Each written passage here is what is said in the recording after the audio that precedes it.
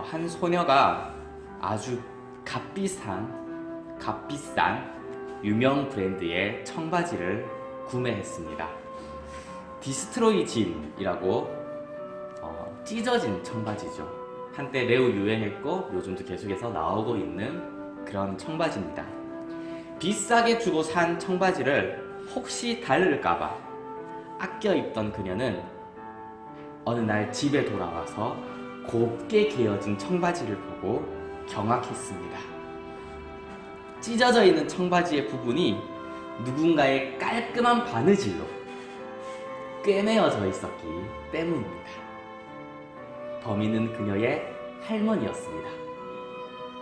할머니는 손녀딸의 청바지가 찢어져서 망가졌다고 착각을 하시고 잘 보이지도 않는 눈으로, 그 침침한 눈으로 한 땀 한 땀 깔끔하게 수선을 해주셨습니다. 검은색 실로 꼼꼼히 꿰매진 이 청바지로 인해서 그녀는 웃을 수도 없고 울 수도 없는 그런 상황이 되었습니다. 그리고 인스타에 올렸죠. 참 많이 속상하겠죠. 비싸게 주고 산 청바지가 망가진 모습에 손녀딸도 속이 상할 것이고 힘들게 예쁘게 수선을 한다고 하셨는데 그것 때문에 도리어 손녀딸이 속상해하는 모습을 보는 할머니도 마음이 많이 상할 것 같습니다. 이런 경험 혹시 있지 않으십니까?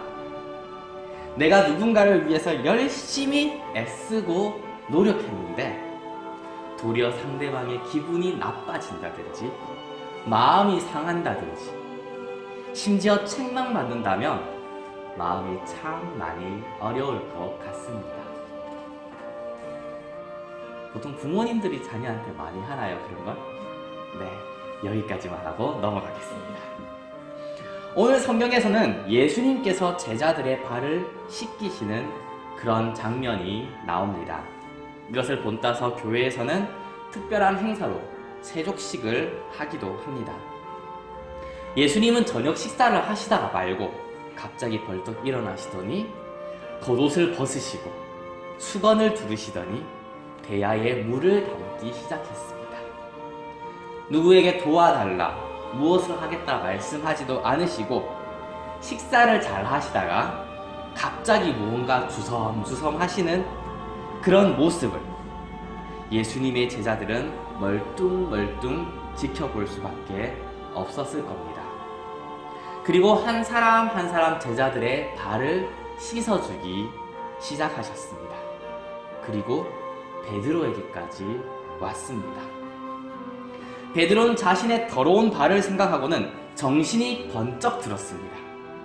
지금 다른 제자들은 예수님이 자신의 발을 씻어주는 것에 대해서 아무 생각이 없이 말 그대로 진짜 생각 없이 받아들이고 있습니다.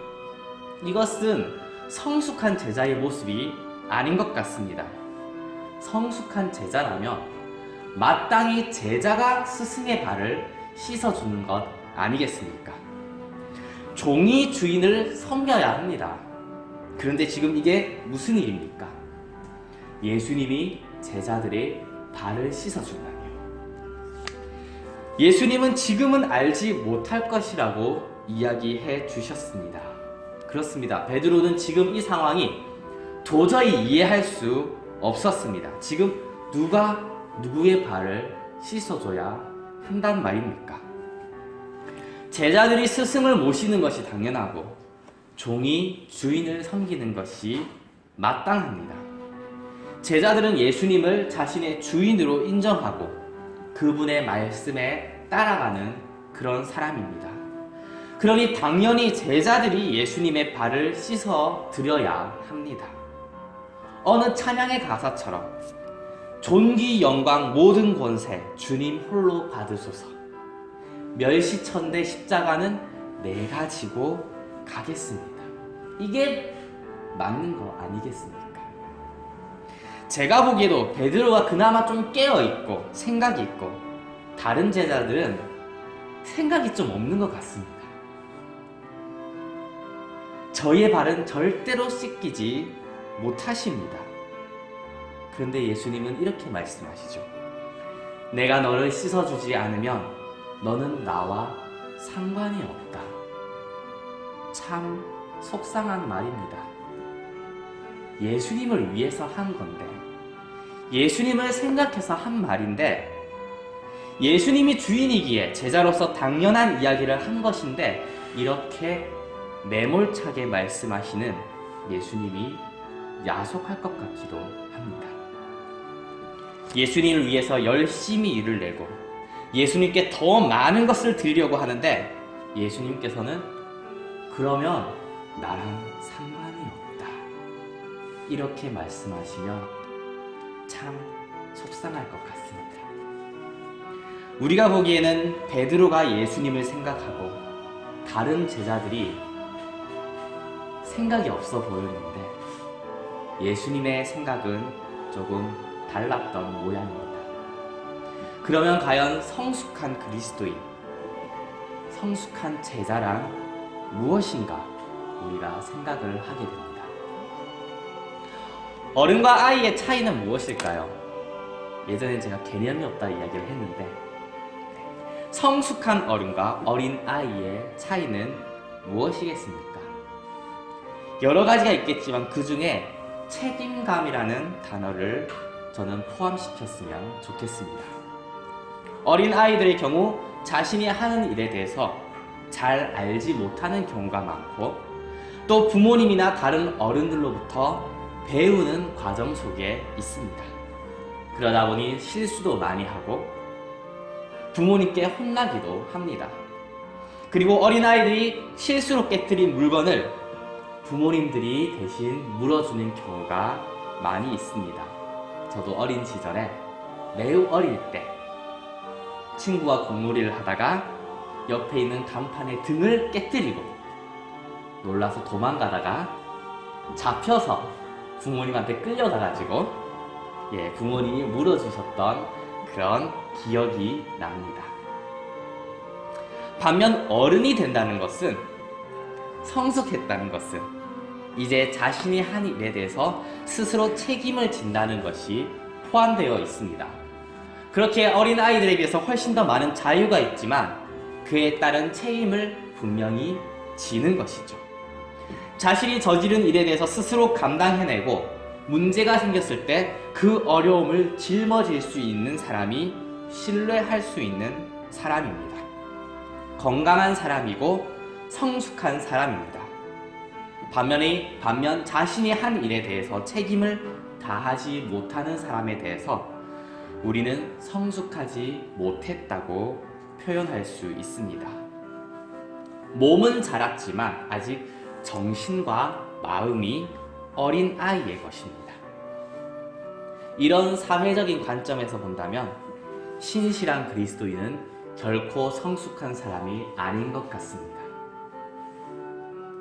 그리스도인은 자신이 실수하고 잘못한 것에 대해서 스스로 감당하려고 하는 것이 아니라 예수님께 맡기고 하나님께 용서를 구하는 사람이기 때문입니다. 물론 이 말이 마음대로 죄를 먹고 마시면서 하나님께 입 빨린 말로 기도하면 된다는 의미는 아닙니다. 이곳에 있는 모든 분들도 그것을 잘 알고 있을 겁니다. 그것은 회개가 아니죠. 도리어 세상 사람들보다 더욱 죄를 무겁게 생각하고 하나님이 미워하시는 죄를 멀리해야 합니다. 죄는 무서운 겁니다. 주변에 누구나 하고 가볍게 생각되는, 심지어 죄가 아닐지도 모른다고 생각들은 그런 가벼운 죄까지도 우리를 지옥으로 끌고 가기에는 충분히 무겁다는 사실을 우리는 기억해야 합니다. 죄의 문제를 해결하기 위해서는 이 세상을 창조하신 하나님께서 끔찍하게 고통을 당하시고 십자가에 죽으셔야 했습니다. 그렇게까지 해야만 해결할 수 있는, 그만큼 죄의 무게는 무거운 것입니다. 그렇기 때문에 우리가 책임을 질 수 없는 것이기도 합니다. 우리가 무슨 노력을 해도 죄를 해결할 수 없기 때문입니다. 그것은 이제 그리스도 안에서 하나님의 자녀로 세상을 살아가는 우리 또한 마찬가지입니다. 이제는 죄 용서를 받았으니까 앞으로 죄를 지으면 그에 대한 책임을 져야 된다고 생각하십니까? 안타깝게도 우리에게는 그럴 만한 능력이 전혀 없습니다. 자신이 그럴 수 있다고 생각하고 내가 책임질 것이라고 말하는 것은 교만입니다. 예수님의 십자가, 그 은혜를 도리어 외면하는 것입니다. 그렇게 하면 예수님과 상관없는 사람이 되고 맙니다. 우리는 책임을 지려는 것이 아니라 하나님 앞에 우리의 연약함을 솔직하게 고백해야 합니다. 우리가 감당할 수 없다는 것을, 우리가 아무것도 할 수 없는 존재라는 것을 인정하고 주님의 도우심을 간절하게 바라는 사람, 하나님께 내 삶 자체를 맡기는 사람, 스스로에게 조그마한 희망조차 품지 않고 주님의 구원하심만을 바라는 사람, 그런 사람이 바로 그리스도인입니다. 그래서 성경에서는 어린 아이와 같지 못하면 천국에 들어갈 수 없다고 말씀하셨는지 모르겠습니다. 그리스도인은 스스로 책임을 지고 일을 해나가는 진취적인 사람이 아닙니다. 더러워진 발을 스스로 씻는 사람이 아닙니다. 발이 더러워졌을 때 매번 예수님께 내어 맡기는 그런 사람입니다. 그리스도인은 스스로의 무능력함을 인정하기에 겸손하고 하나님을 신뢰하기에 당당한 그런 사람입니다. 그것이 바로 그리스도인의 성숙한 모습입니다. 예수님의 말씀이 베드로에게는 좀 충격이었던 것 같습니다. 그래서 베드로는 그러면 발뿐만 아니라 자신의 손과 머리도 씻어주시길 간구했습니다. 사람이 참 뭐 하나에 꽂히면 좀 극단적으로 치우치는 경우가 많이 있습니다. 우리도 그러죠. 이거다 싶으면 이거다, 다른 건 눈에 안 들어와요. 은혜도 마찬가지입니다. 은사를 깊이 경험하는 사람들은 이게 진짜다 이러면서 주변에서 뭐라 해도 안 듣습니다. 심지어 성경 말씀으로 말해도 안 들어요. 기도에서 기적을 체험하는 것이 가장 최우선순위라고 생각하는 것 같습니다. 반면에 그런 사람의 심하게 대인 사람은 은사 자체를 조금 꺼려하는 경향도 있습니다. 모 아니면 도라고 하죠. 사람들의 성향이 좀 그렇습니다. 사람의 몸만 해도 얼마나 복잡합니까? 근데 뭔가 하나만 딱 되면 다 될 것 같이 그렇게 착각을 합니다. 그래서 사람들을 유혹하는 것 중에 하나, 만병통치약. 이 약 한번 먹어봐, 다 해결돼. 세상에 그런 거 없습니다. 의사가 있고 병에 맞는 진단을 해서 약을 처방해야지 이 약 한번 먹으면 이것도 고쳐지고 저것도 고쳐지고 그러지 않습니다. 거룩에 너무 잘못 고치면 율법주의까지 갑니다. 용서와 사랑에 너무 잘못 고치면 자유를 넘어서 방종하는 모습을 볼 수 있습니다. 하나님이 주신 너무 좋은 것들도 왜곡해서 잘못 쓰는 그런 특별한 능력이 사람에게는 있는 것 같습니다. 이런 것들은 모두 진리로부터 멀어지는 것입니다. 우리가 살다 보면 항상 잘 살지는 못하잖아요. 때로는 실수도 하고 사람이 넘어지기도 하고 심지어 죄를 지을 때도 있고 믿음으로 말씀대로 성경 말씀대로 살 수 있습니까? 제가 진짜 열심히 노력해봤거든요. 하나님이 죄를 너무 미워하시는구나, 성경대로 살아야겠다. 불가능하다는 사실을 깨닫게 됩니다. 그렇게 우리는 말씀대로 살지 못하고 내 욕심대로 실수할 때도 많이 있습니다. 여기 나와 있는 정말 아름다운 모습, 참된 인간성처럼 사는 게 아니라 그렇게 못 살고 다투고 넘어집니다. 예수님께서는 말씀하십니다. 발만 씻으면 된다. 온 몸이 더러워진 게 아니다. 그저 발이 더러워졌을 뿐이다. 너희 온 몸은 깨끗하다. 그렇게 말씀하십니다. 우리는 예수 그리스도로 인해서 깨끗해졌습니다. 다만 발이 더러워질 뿐입니다. 이제 그 발까지도 주님께 내어 맡기는 저와 여러분 되기를 소망합니다. 크리스마스가 되면 누가 생각나나요? 예수님이 먼저 생각나면 참 좋지만 산타크로스도 함께 생각나는 것 같습니다. 예수님과 산타크로스의 공통점이 있습니다. 아까 말씀드린 것처럼 크리스마스 때 생각나는 것이고, 또 하나는 누가 나쁜 아이인지 누가 착한 아이인지 알고 계신다는 겁니다. 예수님은 다 알고 계십니다. 그렇기에 그분께 아무것도 숨기지 않고 솔직하게 기도해야 합니다. 나의 잘못, 나의 연약함, 어떻게 해서든 숨겨서 자신을 좀 거룩한 것처럼 보이려고 해서도 안 되고, 좀 과장해가지고 불쌍한 것을 좀 이끌어내려고 그렇게 해서도 안 됩니다. 그저 있는 그대로, 내가 느끼는 그대로를, 그 모습 그대로를 예수님께 보여드려야 합니다. 예수님은 다 아셨습니다. 그분이 십자가를 질 것도 알고 계셨고, 또 자기를 팔 자가 누구인지까지 다 알고 있었습니다. 예수님이 잡히면 제자들이 전부 다 도망칠 것도 알고 있었습니다. 그런데 끝까지 사랑하셨습니다. 끝까지 제자들을 믿으셨습니다. 우리는 알지 못합니다.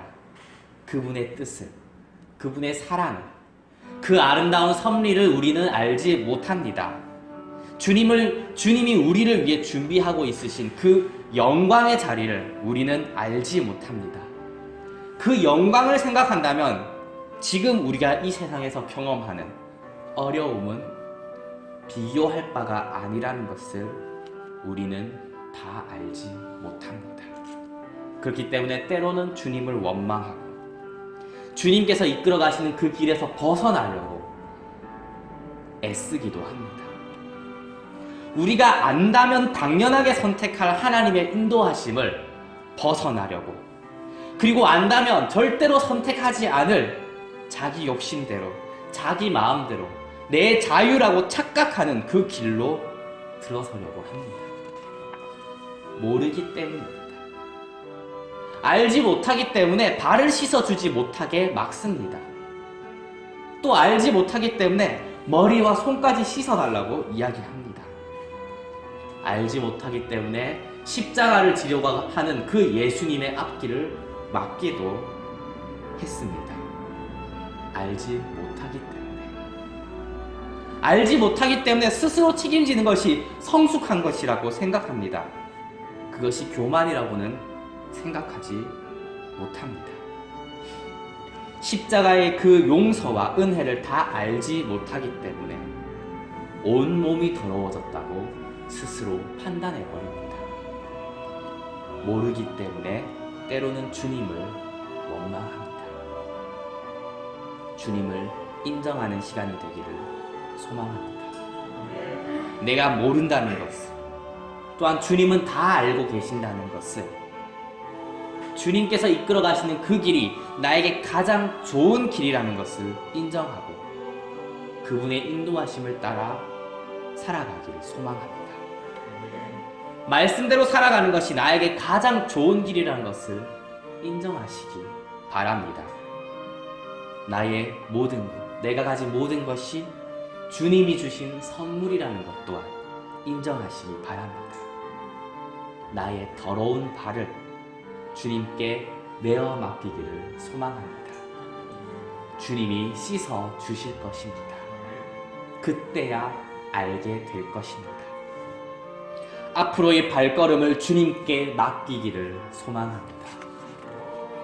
그것이 주님과 깊은 관계를 맺는 방법입니다. 주님과의 인격적인 교제, 인격적인 관계를 말하며 예전에 이해하지 못할 때가 있었습니다. 사람과 사람이 친구와 사귀듯이 그렇게 예수님이 안 보이니까요. 일단 안 보이고 기도할 때마다 대답해 주시는 것도 아니고 항상 들으려고 해도 안 들리고 그러니까 대체 이게 무슨 인격적인 관계인가? 그래, 내가 그런 인격적인 관계를 맺지 못하면 어떻게 하면 예수님과 인격적인 관계를 맺을 수 있을까? 물어봐도 대답해 주는 사람도 잘 없고 그래서 고민을 많이 한 적이 있습니다. 이해도 잘 못했죠. 예수님을 믿고 그분의 말씀대로 사는 것은 아는데 교제라고 관계라고 표현하기가 참 애매한 부분이 많아서 이해하기가 힘들었습니다. 주님과 관계를 맺는 방법은 말씀대로 순종하는 것입니다. 주님의 말씀이 나보다 옳다는 것을 인정하는 것입니다. 예수님이 나의 주인인 것을 말씀 안에서 인정하는 것입니다. 주님이 찾아오셔서 만나 주실 것입니다. 언제까지 기다려야 됩니까? 저도 그건 잘 모릅니다. 주님이 오실 때까지 가장 좋은 때에 가장 좋은 방법으로 우리를 찾아와 주십니다. 그것을 믿으시기 바랍니다. 예수님은 어떤 법칙 같은 게 아니에요. 세상의 어떤 규범이 아닙니다. 말 그대로 인격적인 관계입니다. 내가 막 기도하는데 당장 안 올 수도 있어요. 내가 하나님 당신과 대화하고 싶습니다. 만나고 싶습니다. 막 이야기해도 당장 안 올 수 있습니다. 그분의 뜻대로 모든 것을 하십니다. 그런데 그게 나에게 가장 좋은 때에 가장 좋은 방법으로 찾아오신다는 것 믿으시기 바랍니다. 주님은 우리를 반드시 찾아오셔서 만나 주실 것입니다. 그것을 기대하고 믿음 안에 살아가시기를 소망합니다. 예수님이 제자들의 발을 씻어주신 이유는 제자들에게 본을 보여주기 위해서였습니다. 예수님께서 발을 씻어주셨으니 우리도 서로의 발을 씻어주는 것이 마땅합니다. 예수님이 우리의 잘못을 용서해 주셨기 때문에 우리도 다른 사람들의 잘못을 용서해 주는 것이 마땅합니다. 오늘 읽은 말씀의 뒷부분을 보면 예수님과 관계를 맺게 된 제자들, 우리들에 대한 말씀이 나옵니다. 내가 보낸 자를 영접하는 자는 나를 영접하는 것이요 나를 영접하는 자는 나를 보내신 이를 영접하는 것이니라. 그리스도인은 하나님을 인정하기에 겸손하고 하나님의 뜻을 이 땅에 이루어 가기에 당당한 사람입니다. 우리를 통해 사람들은 예수님을 보고 예수님을 영접하고 하나님을 경험하고 하나님을 만나게 되는 것입니다. 이 땅에서 하나님의 뜻을 이루는 사람들, 그렇게 그 영광에 참여하고 맛보며 살아가는 사람들입니다. 그 길은 우리가 보기에 기이합니다. 이상합니다. 스승이 제자의 발을 씻기는 모습입니다. 주인이 종의 발을 씻는 모습입니다. 이 세상의 창조주가 자신이 만든 피조물 때문에 희생당하는 희한한 모습입니다. 세상 사람들과는 전혀 다른 방식대로 살아가는 모습입니다. 늘 이야기하죠. 오른뺨을 때리면 왼뺨도 대라. 겉옷을 가져가려고 하는 사람에게는 속옷까지 내어주고, 두 글자로 호구. 망하기 딱 좋습니다. 하나님이 개입하지 않으신다면 말입니다. 예수님의 십자가는 우리가 보기에 고난이고 비참함이고 수치였고 죽음이었습니다.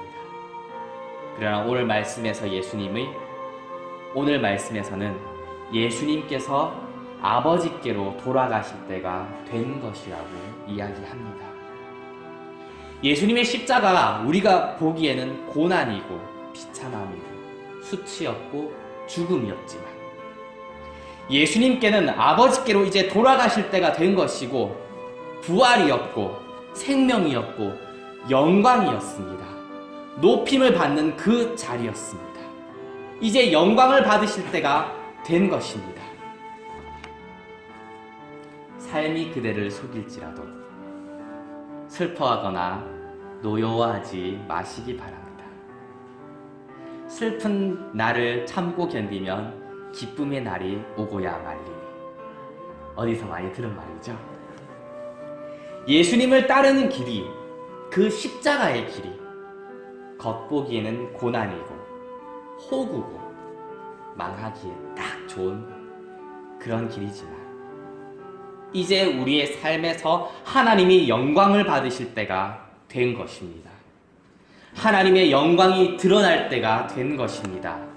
하나님의 나라가 우리의 일상 가운데로 임할 때가 이른 줄 믿으시기 바랍니다. 아직 모르는 것을 그때는 조금 알게 될 것입니다. 그리고 고백할 것입니다. 내가 고작 이 정도 힘들었는데 하나님은 나에게 너무 큰 것을 주셨습니다. 이것은 내가 수고해서 힘들어서 그 대가로 그것을 위로해주기 위해서 주신 것이 아닙니다. 왜냐하면 감히 비교할 수 없을 만큼 큰 것이기 때문입니다. 그 평안을, 그 행복을, 그 영광을 맛보는 저와 여러분 되기를 소망합니다.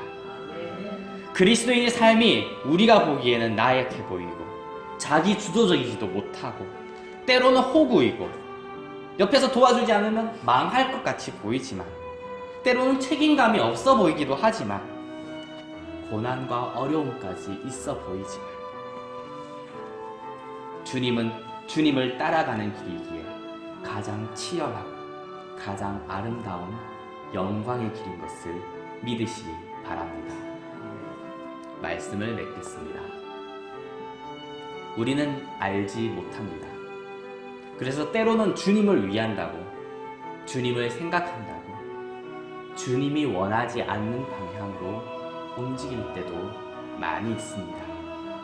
주님이 우리에게 원하시는 것은 우리가 하나님의 일을 몸을 바쳐가며 하는 그런 노동력이 아닙니다. 우리의 가장 더러운 부분까지 주님께 내어 맡기는 것입니다. 나의 모든 것을 주님께 드리는 것입니다.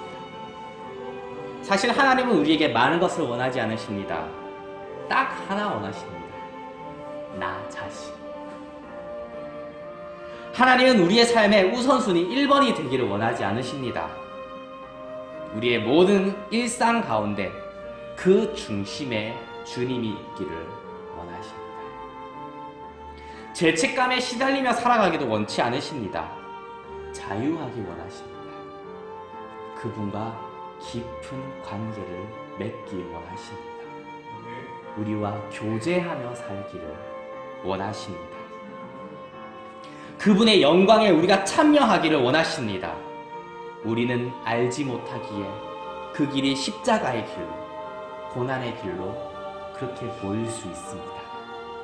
그러나 그 길은 영원한 생명의 길이고 평강의 길이고 영광의 길인 것을 믿으시기 바랍니다. 다 같이 기도하겠습니다.